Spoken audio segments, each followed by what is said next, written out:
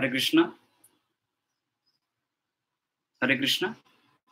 Yeah, am I audible?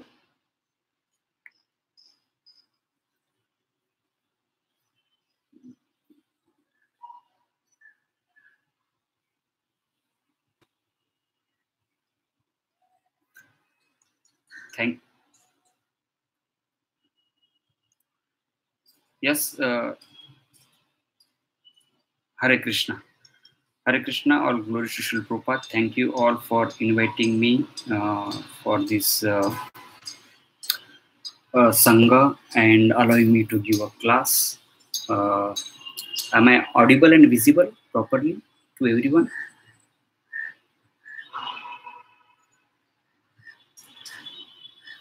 Okay.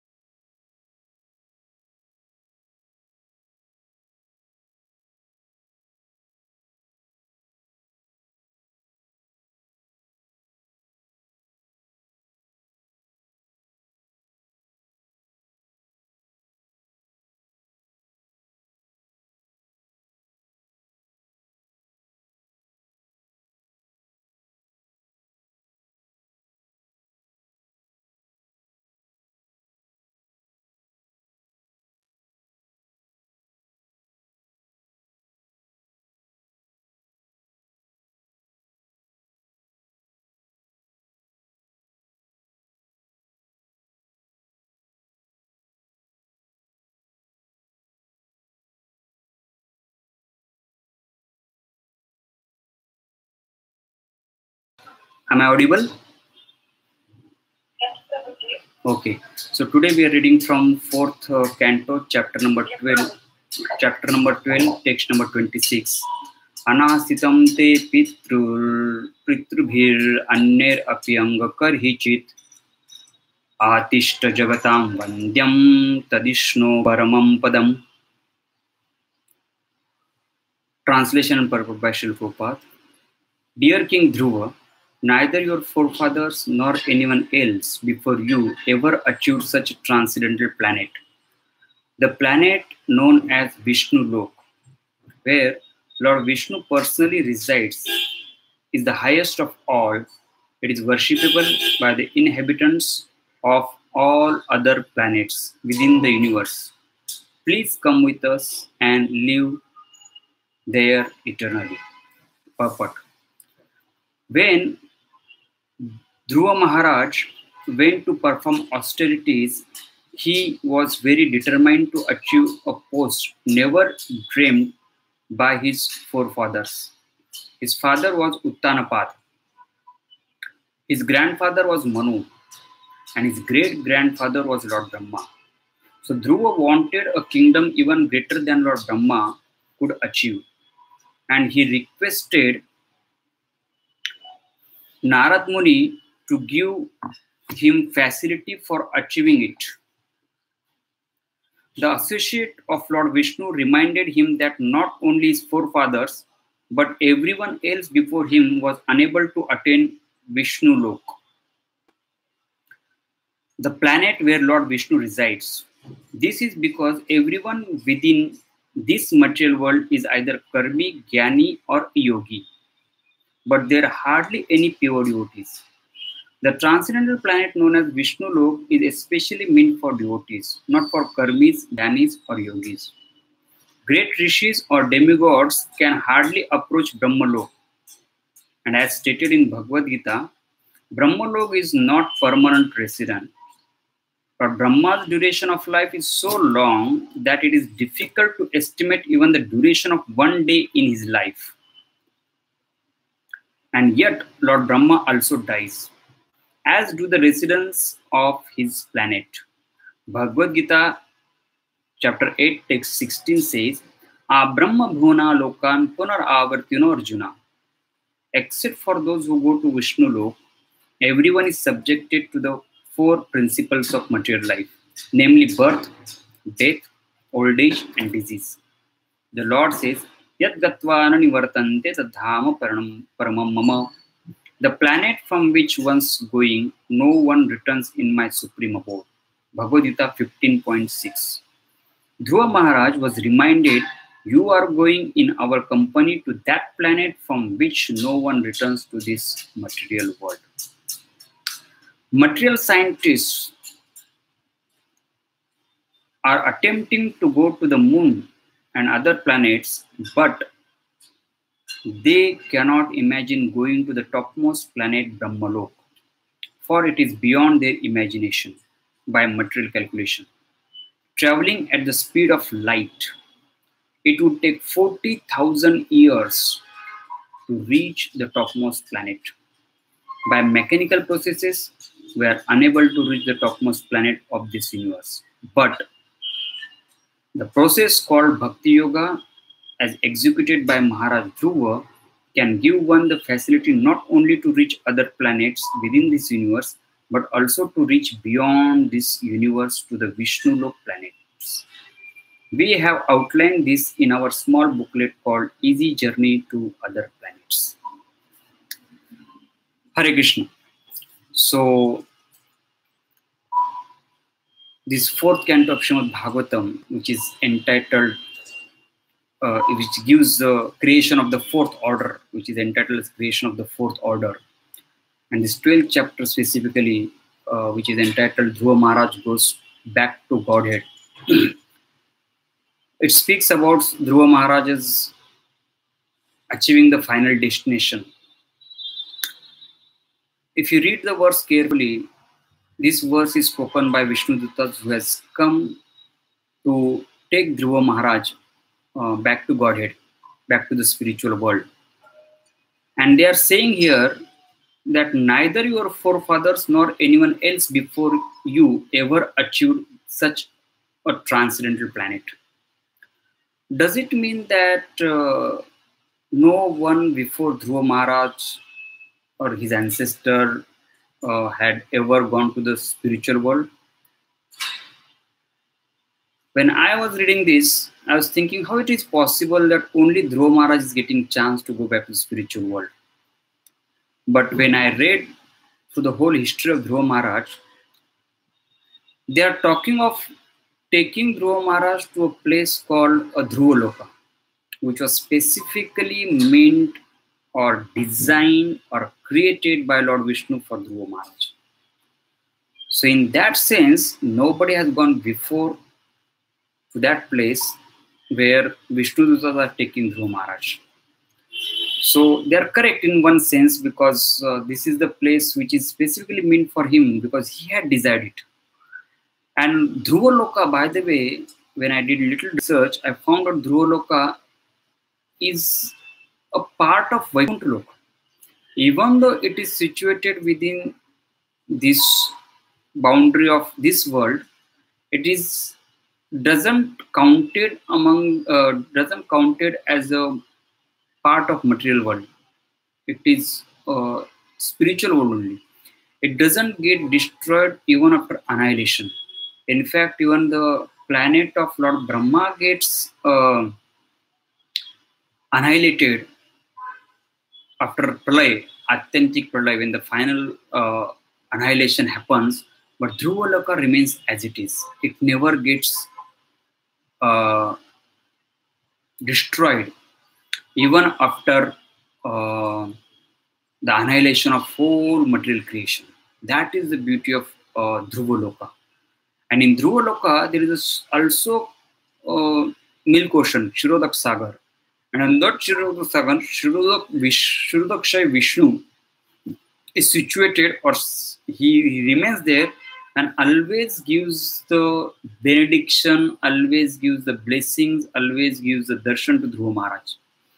So that is the place where Dhruva Maharaj went after quitting the body. Another thing, this pastime is very important to learn many things about Dhruva Maharaj. If you see, Dhruva Maharaj had a darshan of Lord Vishnu even when he was a 5-year-old small child. So Dhruva Maharaj had darshan of Lord Vishnu at the age of 5 years. Still he didn't went back to Godhead immediately. It's not that you had a darshan of the Lord and you immediately can move ahead or proceed towards back to Godhead. Why? Because Dhruva Maharaj had expressed a desire to have something else in his life. Even though, as we all know, Dhruva Maharaj wanted the kingdom greater than his great-grandfather, that is Lord Brahma. Prabhupada also mentions in purport. So Dhruva Maharaj wanted that kingdom, and even though Dhruva Maharaj was desirous of that, after getting darshan of Lord Vishnu, he changed his desire. And we have this famous verse from Padma Puran where he says that Kachan Vichinnun Api Divyaratnam Swamin Krutarthu Varam Nayachi. That, my dear Lord, I have received the valuable jewel of your darshan, your audience. I don't want the broken pieces of glasses of kingdom of this world. But the Supreme Lord, he said, no. You have desired that, so I will have to fulfill that desire. Even though Dhruva Maharaj refuses it later on, that no, I don't want that.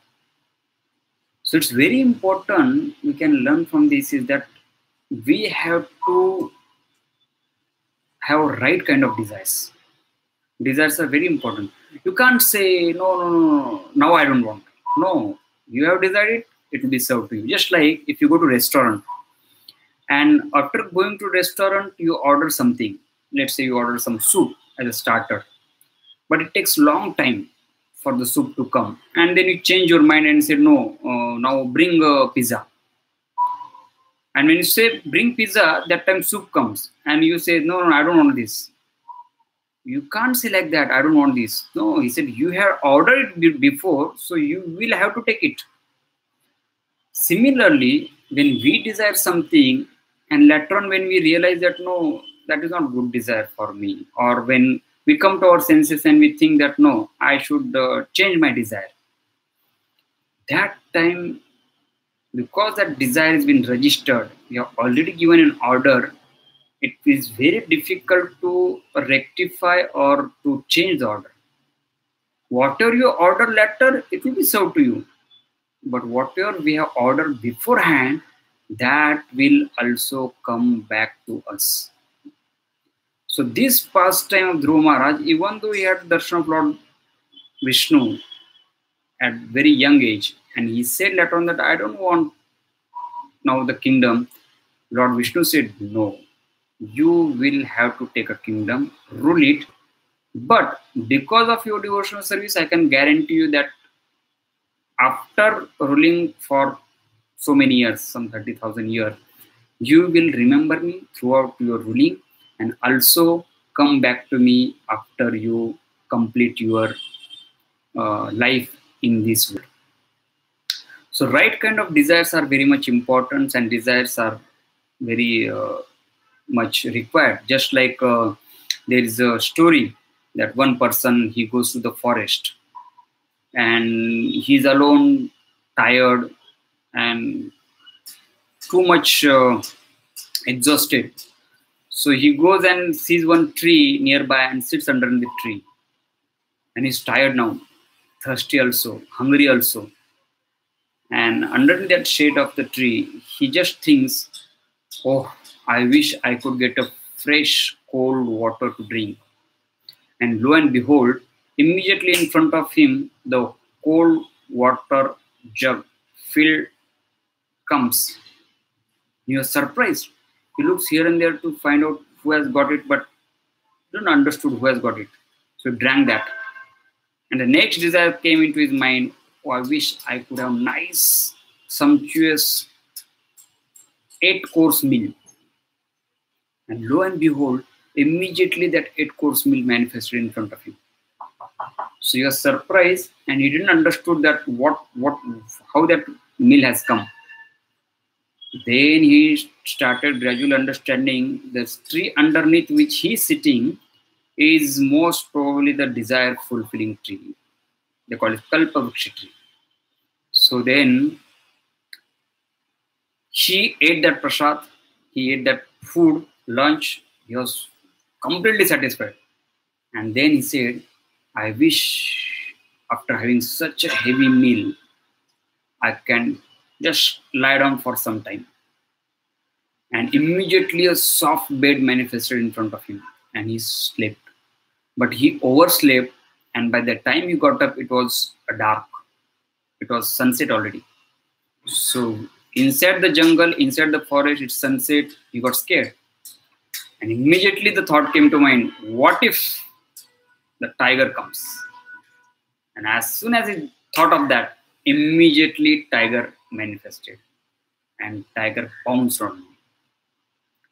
So even though he had those desires, if he didn't know how to have the right kind of desires, even though he had that desire fulfilling dream with him. So Dhruva Maharaj story also illustrates that we have to have right kind of desires in order to progress in the spiritual path in a proper way.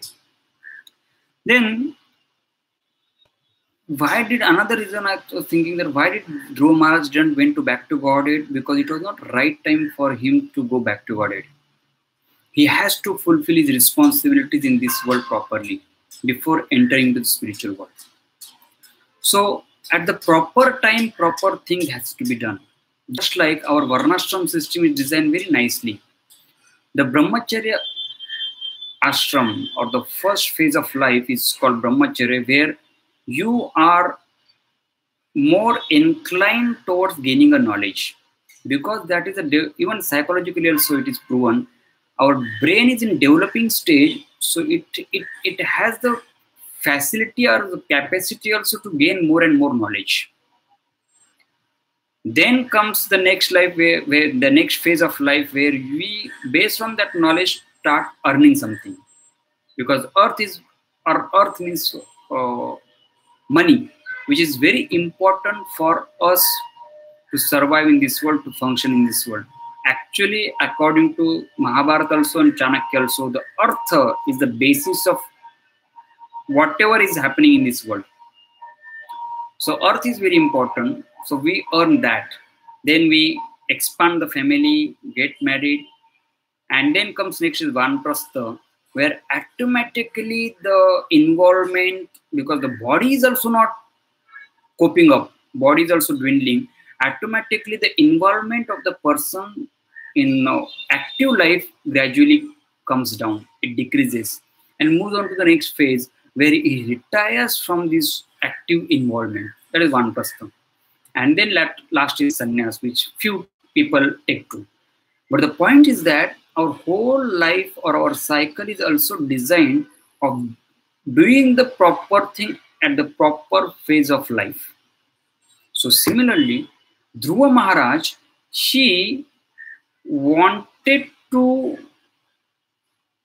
Krishna wanted Dhruva Maharaj to also go through the proper phases of life. So even after having darshan of Lord Vishnu at an early age, still Dhruva Maharaj didn't went back to God immediately, because that was not the right time.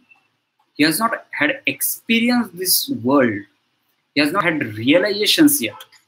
So renunciation of the world comes when we have proper organic kind of dealing with this world, where we come to the stage where we automatically are able to relinquish the connections with this world.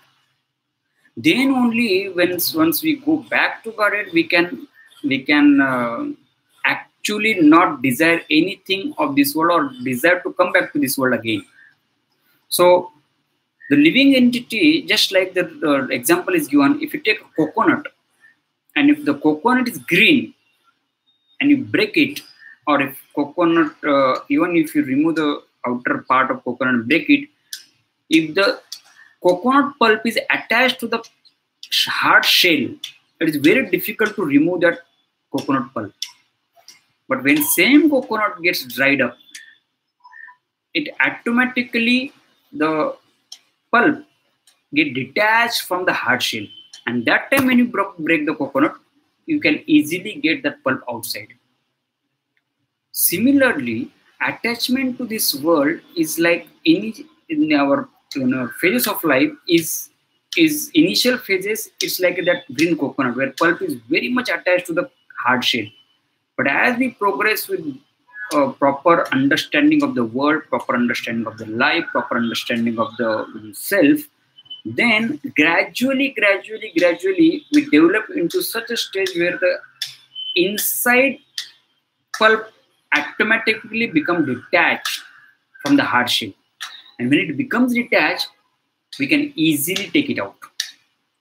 So Dhruva Maharaj has, at a proper age, at a ripened age, when he has completely gone through different phases of life and he has moved with a proper responsibility, proper mood, then when he was ready, that time only the Vaikuntha Viman came to take him back to Godhead. So devotee doesn't mean that I don't want to do my responsibility. I don't want to do my role in this world. Dhruva Maharaj himself, as a king, he had played his role very nicely. Another important thing from this pastime is that even though Dhruva Maharaj had a darshan of Lord Vishnu in the very young age and he was very pure devotee, exalted devotee, still when his brother Uttam got killed, he became an angry.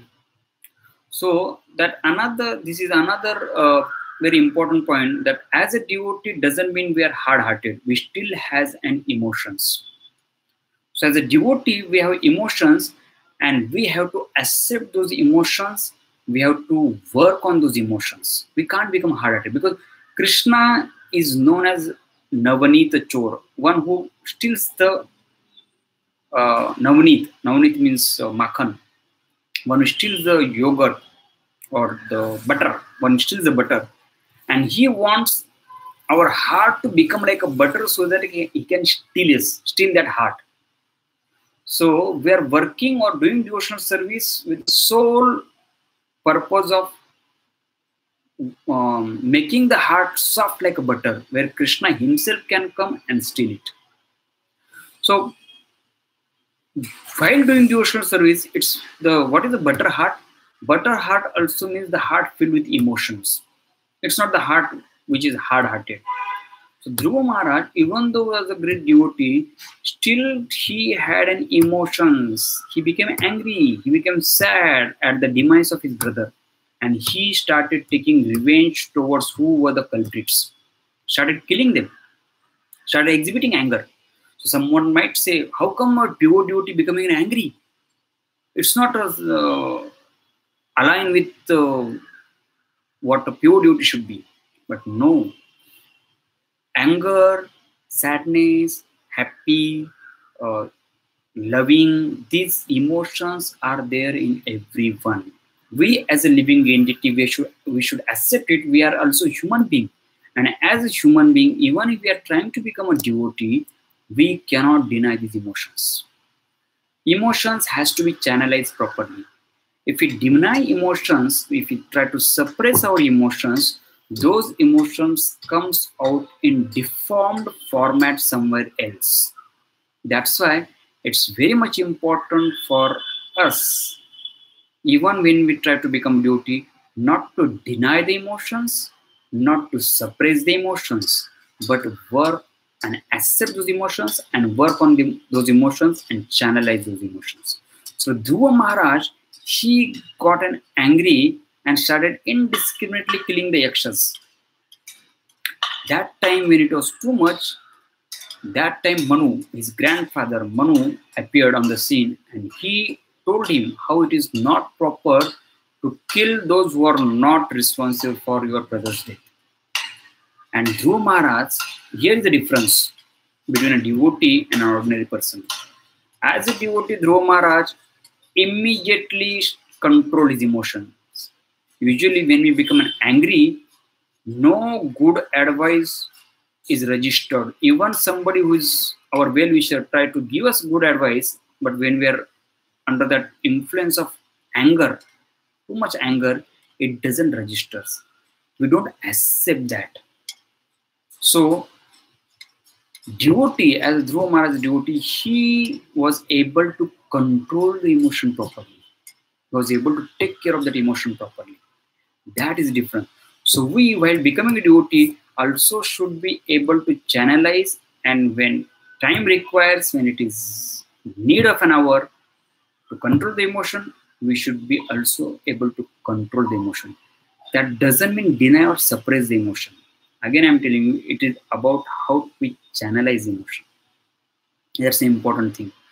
So here in this verse, when Dhruva Maharaj is going to back to Godhead, and there the Vishnu Dutas are assuring him that you will able to live there eternally. Prabhupada makes a very important point in the purport.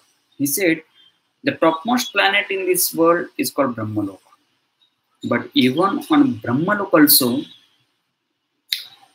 it is not free from these four things which are seen in this material creation. Janma, Mrityu, Jara, Vyadhi. Birth, old age, disease and death. These are common in everywhere, in all planets of this creation, material creation. This is Abrahma Bhuvana Loka. So, from the beginning to the end. And I was just reading one story from Mahabharata. It clearly depicts that whoever you may be, you will be suffering from this kind of miseries which are there in this world. So the story goes, when Pandavas were given Indraprastha to rule, that time, one day Krishna comes to just visit Pandav. And all Pandavas are there. So Krishna along with Arjun, they visit one place nearby and they were just sitting at the edge of the forest. And suddenly one Brahman appears. And this Brahman says, I'm very hungry. But the unique nature of my hunger is that no one has been able to satisfy me fully. So I request you, I beg an alms to you that you do something which will satisfy me once. So that time, Arjuna asked, by the way, who are you? What is your identity? And he said, I am Agni, the fire god. He said, what do you want exactly? He said, I want to burn this Khanda forest. He said, why you want to burn the Khanda forest?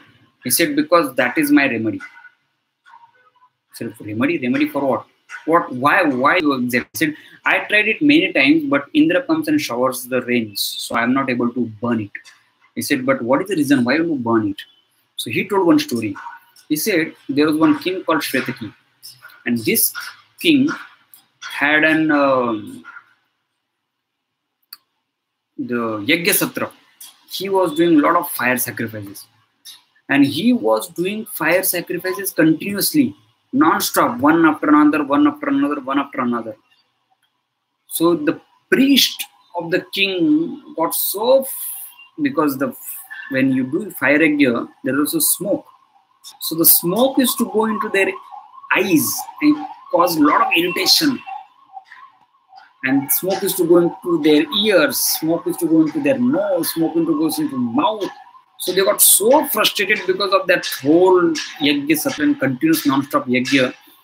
They said to the king that, sorry, we can't do it further. He said, no, I want to do yajna for 100 years. They said, we are fed up, we are giving up. And they just walked off. So the king was frustrated. He said, I want to do it, but these people are not cooperating. My Purohits are not cooperating. My Ritvijas are not cooperating. So he goes and begs to them, please, please, please come back. They said, we are not going to come back. He said, see, if I fail to follow my dharma of serving you, I will not be responsible. You people will be responsible. Why? Because you are not cooperating me for the yajna. They said, no, we are tired of it. Our bodies are no more supporting for the yajna.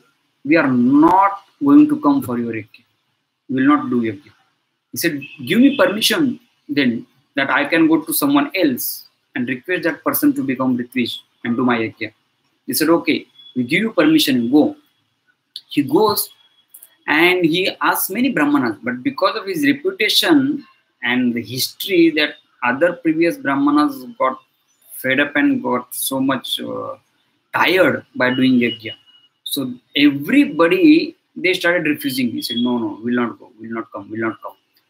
So he again comes back to his original Brahmanas and he requested them, please, can you help me out?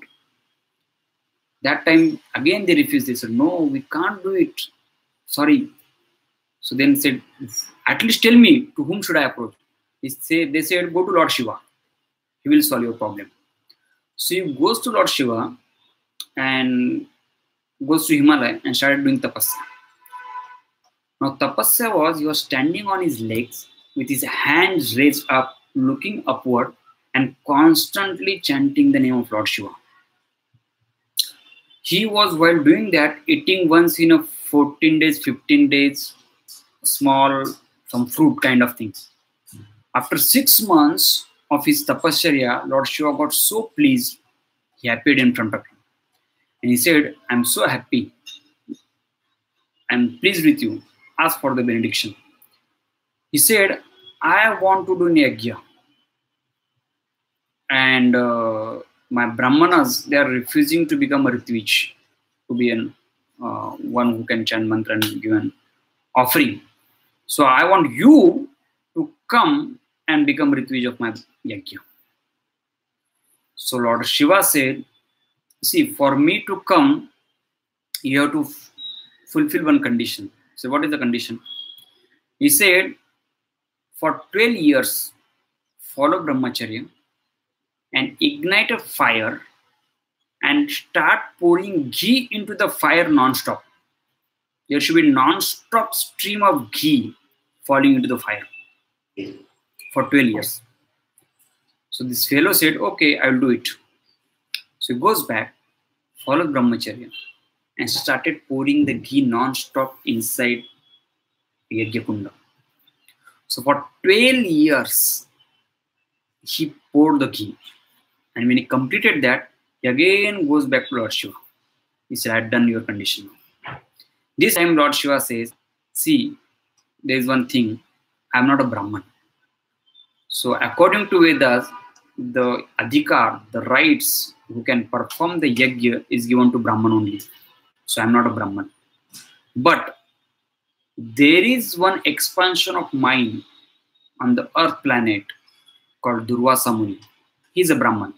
I will ask him to become Ritvish for you. He can perform yajna for you. He said, okay, do that. So Durvasa Muni was called and was explaining the situation. So Durvasa Muni goes. He started performing yajna. For 100 years, he was able to complete his whole complete his desire of doing the yajna for 100 years. But the problem was, after having pour the ghee for 12 years non-stop in that yajna kunda, and then 100 years of yajna, where a lot of ghee was poured into, the fire god Agni Dev got sick. And his power of digestion went down. That's called Mandagni. So he could not digest. He became pale in color. He lost his luster. He lost his appetite. He lost his strength. So there, even the demigods also has sometimes the problem of disease. Janma, Mrityu, Jara, Vyadhi. So Vyadhi not only happens to the human being, Vyadhi even happens to demigods also. So this fellow, he was now upset with his fire of digestion. He goes to Brahma, and Agni says to Brahma that, my dear sir, this is a problem. Tell me some remedy. So he needs a doctor. So Brahmaji closes his eyes and he said, there's one remedy for you. There's one forest called Khandav Prastha, and in that forest there are a lot of living entities are staying. You go and burn that forest with the living entities, and the fat of living entity which will be burned, along with there are many medicinal herbs into that forest. When that will be burned, you will eat them, ashna, you will eat them, that means burn. That time your health will restore back to normalcy. So Agnidev said, okay, I will do that. So Brahma also told, last time when demigods requested you to burn that, when a lot of demons were staying there, you did that same thing, you go and do it now also. So he goes there and starts burning. But as soon as it starts burning, Indra would immediately started sending a rain, and he could not burn. And the reason was, Indra's friend Takshak was staying in that place. So Indra wants to have that friendship and help the friend. That's why he was disturbing it. So then again he tried it, again it happened, again he tried it, again it happened. So he got frustrated. So he goes back to Brahma and he says that, I have tried it many times, it's not happening. So that time Brahma sat in meditation and after some time opened eyes and said, see, you are trying to burn it, but Indra is trying to stop you from burning because his friend Takshak is in that forest. Don't worry, you will have to wait for the remedy. He said, what does it mean? He said, in future, when Nar Narayan Rishi will incarnate on the earth, that time they will be able to help you to burn that forest. So, even though you are powerful demigod, it's not that every disease has immediate remedy. Sometimes we have to tolerate the disease. We have to undergo the suffering. At a human level, undergoing the suffering is burning our bad karma. So, it takes time. Not immediately everything happens. Not that instantly things should be done okay or things should be rectified. Sometimes you have to allow the time to pass.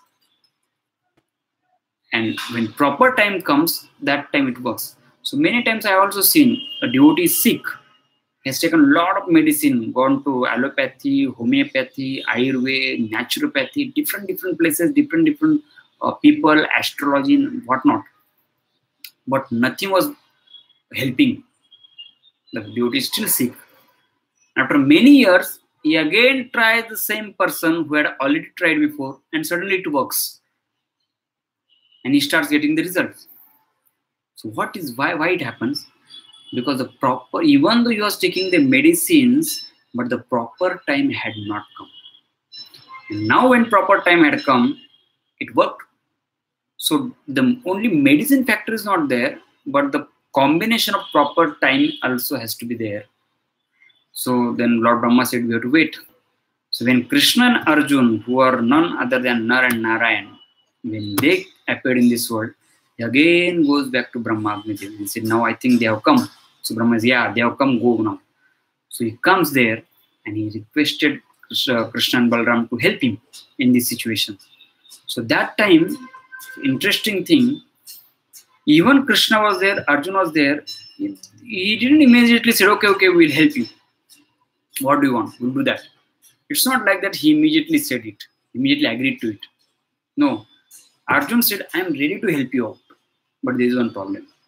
He said, what is the problem? He said, see, when you are going to burn this forest, Indra is going to come, and Indra will not come alone. He will come along with his demigods, associates, to fight back.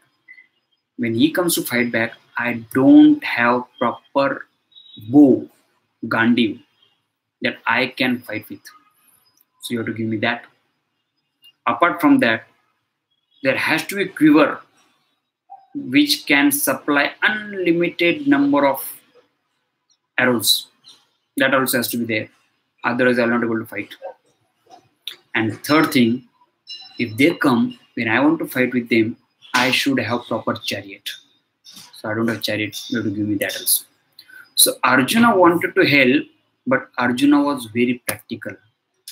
He said, I don't have resources. So he asked for the resources.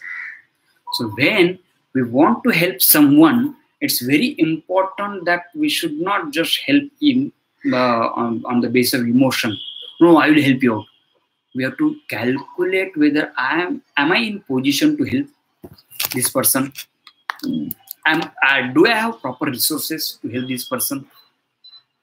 So having proper resources or getting proper resources are very important. So Arjuna asked for the resources. And Agni Dev that time invoked Varun, another demigod, powerful demigod. And he asked Varun that one king named Soma had given you this bow, arrow and chariot. Can you give me? He said, why? He said, I want to give it to Arjun so that he can do my mission. So that time Arjuna was given Gandhi bow, which was given by Agni, which was in the custody of Varun, used by Soma. Given the two quivers, which would supply unlimited number of bow arrows, and a chariot with a flag mark of Hanuman. That was given by Agni to Arjun. So Arjun took that and started helping Agni in his mission. And Agni, he told Agni, okay, you start now burning. And he started his mission. And Arjun with his expertise. At the same time, Agni also gave Sudarshan Chakra to Krishna. So then, Krishna with his Sudarshan Chakra and Arjun with his bows and arrows. Whoever animal tried to escape from the fire used to shoot them and again throw them into the fire. Not only that, any bird which used to fly and try to escape from airway also used to shoot them. And this gradually, the demigods went to Indra and they said, this is not a time of annihilation. I don't know why Agni is so furious and burning the whole forest. That time Indra came with rain clouds and started showering the rains. But initially, the fire was so big, so huge, that water evaporated immediately. So then Indra got most powerful clouds and started pouring more and more rains. And this time Arjuna with his expertise created an umbrella over the whole forest so that not even a single drop could fall into. Indra became very angry and there was a fight and Arjuna finally defeated Indra along with the demigods and could satisfy Agni. The point in the whole, then Agni, after having done that whole therapy for himself, he again regained back his luster, regained back his strength, regained back his appetite, and started growing it. So the point is that, as Prabhupada mentioned in the purport, even the higher planetary systems are also not divided of these four things: Janma, Mrityu, Jara, Vyadhi. And the only place where these four doesn't exist is a Vaikuntha, which is beyond this material creation. So, Prabhupada encouraged in this purport, encouraging the devotees that's why we have to perform the devotional service nicely, so that we don't just go to the higher planets, but we transcend this all material planets and go back to the spiritual world where life is eternal, where life is full of bliss, where life is full of knowledge. And that is what is very much goal of the practicing devotee. to going back to the spiritual world. Why? Not just to escape from the miseries of this world, but in order to serve Krishna better, in a better situation, with a better resources, with a better facilities. That is the goal of a devotee while practicing the devotional service. And Dhruva Maharaj, it will come in further verses also, it will explain. We are just on 26th verse, but further verse also explains how Dhruva Maharaj, while going back to Godhead, also remembers his mother also, because she had guided him. So while going back to Godhead also, he was not thinking of his own welfare, but he was also concerned about those who had helped him in his endeavor. And Dhruva Maharaj is one of the few devotees, especially, who had gone back to the spiritual world in the same body. So there are very few cases where the person doesn't have to change the body or give up the material body, or give up this existing body, not material, but existing body, to go back to the spiritual world. He went in same body. That means by the dint of his devotional service, he transformed the same body into the spiritual body, which is fit to go back to the spiritual world. That was the credibility of Dhruva Maharaj. So in this verse of Dhruva Maharaj going back to Godhead, the Vishnu Tats are explaining where he's going. They are giving him a knowledge. Parampadam, that's what word is used. Parampadam is the supreme. Param means supreme, Padam means the place or situation. The supreme place where they are taking him, transporting him, so that they are also reminding him the promise given to you by Lord Vishnu is going to be intact, and according to that promise only we are taking to that place where no one, not even your ancestor, also had gone previously. So that place was exclusively made for Dhruva Maharaj because that was his desire. So we'll stop here. Thank you very much. Hare Krishna. So any question, any doubt, clarification, comments?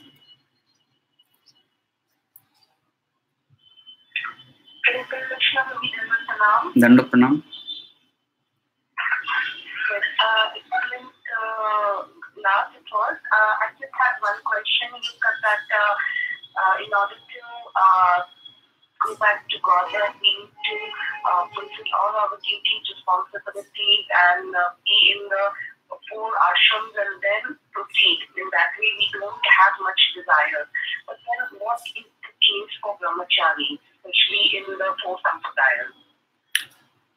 Usually, according to Vedic system, the brahmachari life is meant for that only particular phase of life. But there are, this what I said is about the in general. There is always the 2 things. One is the in general what happens, naturally what should happen, or normally what happens. And there's another thing of exceptional cases. So there's always a rule of exception for any situation, any circumstances of life. So in case of brahmachari, it can be considered an exception. But that renunciation also doesn't guarantee you that as a brahmachari, you are going to go back to Godhead. It doesn't guarantee you. Brahmachari ashram is just a facility where you can perform a devotional service without much getting distracted by other things. So being in brahmacharya ashram doesn't mean that you are guaranteed or you are given confirmed ticket that you are going back to Godhead. No, it's not like that. It's just a facility for you to perform your devotional service in a better way. So they also, that the brahmachari, the renunciation which is showed by brahmachari initially doesn't mean it is a mature renunciation. It might be initially a very kind of when you sow the seed and you get a small few leaves, that kind of renunciation. Over the period of time, it can mature. So until unless our renunciation is matured, or our devotional service is also matured, devotional food is also matured, there is no chance of going back to body.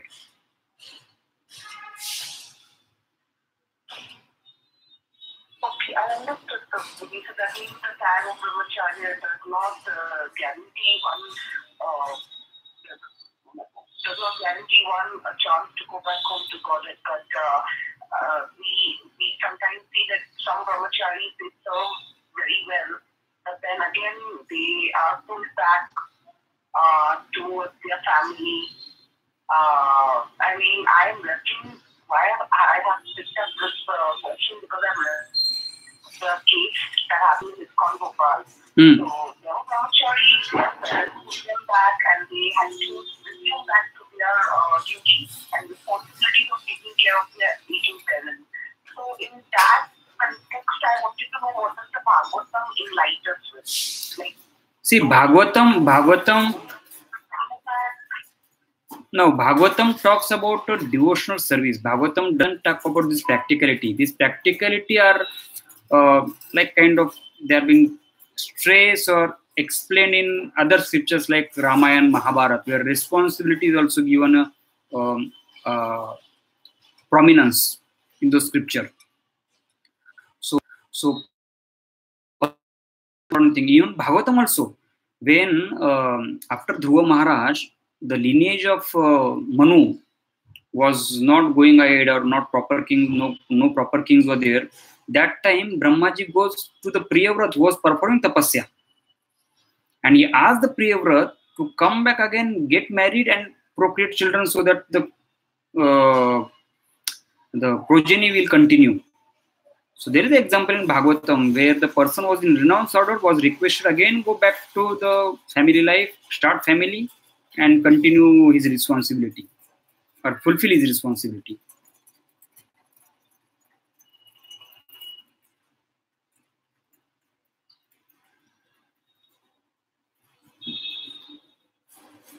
Hare Krishna, I hope this answers your question. thank you so much. Hare Krishna.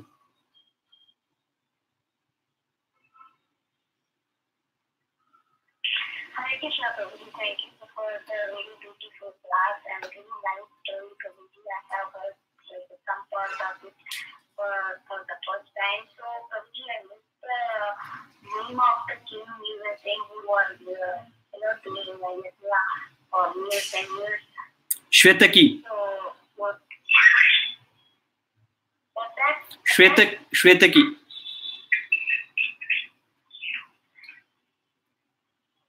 Thank you, Prabhuji.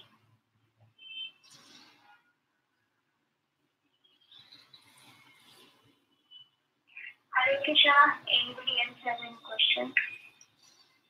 Comments?